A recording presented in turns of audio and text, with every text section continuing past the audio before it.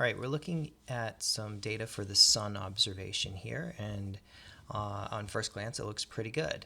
At least it looks like what we expect it to look like, and it seems to agree between the hand observations and the calculations. So the yellow and gray are April results, orange and blue are January results. The sun gets higher this time of year as it does compared to how it does in January, and it also is in the sky for a longer time. So from about here to about here rather than from about here to here. So the hours of sunlight have increased.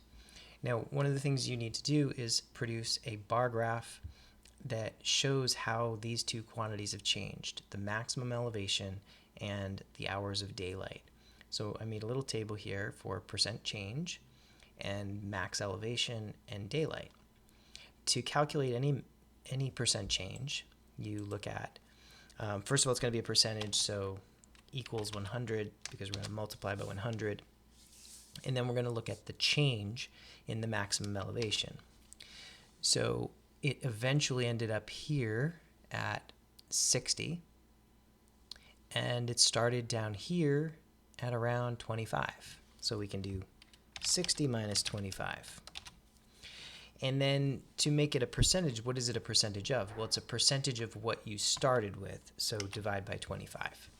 So the calculation here is 100 times the amount of change divided by the starting point.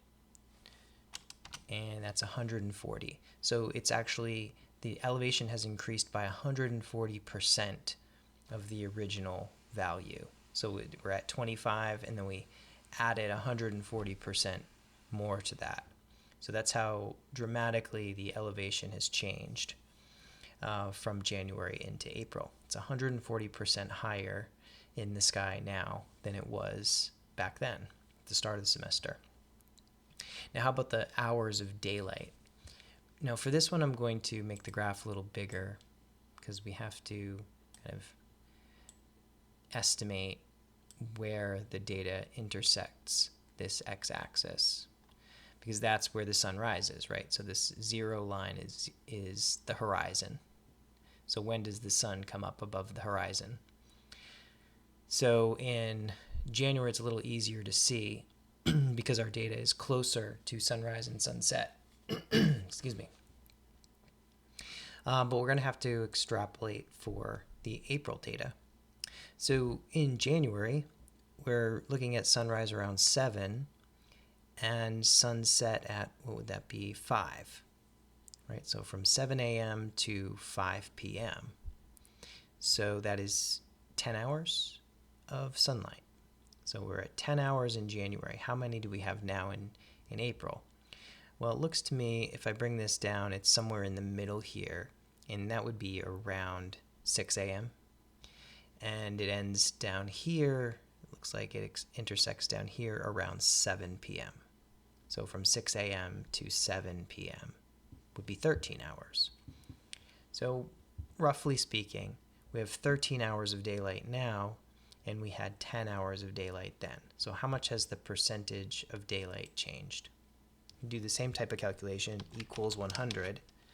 The change went from 13, or went to 13 from 10, and we divide by the starting value. So it's a 30% change in the amount of daylight and 140% change in the maximum elevation of the sun. Now remember, this maximum elevation, that's what really determines the temperature, because the angle of sunlight is what determines the seasons, right? If the sun all came at the same angle everywhere all year round, we would have no seasons. But the fact that that angle changes gives us changes to the amount of heat that's spread over the surface area in different locations on the planet. And when the sun's at a higher elevation, that sunlight's more concentrated, and so it's warmer. So it's, although recent weather may dispute this, but it's supposed to be warmer in April than it is in January. Now we have the data, percent change for these two categories, and we can display it as a bar chart by going to insert. So I highlighted the whole table, insert, and then I'm selecting this symbol. Whether you're on a Mac or a PC, it should look similar. And we're just making a simple 2D column. These are just different styles of display. Okay, and so here's, whoops, was not supposed to drag that. Undo. So here we have the percent change in daylight. For max elevation, it was 140% greater now, and for daylight it is around 30% greater.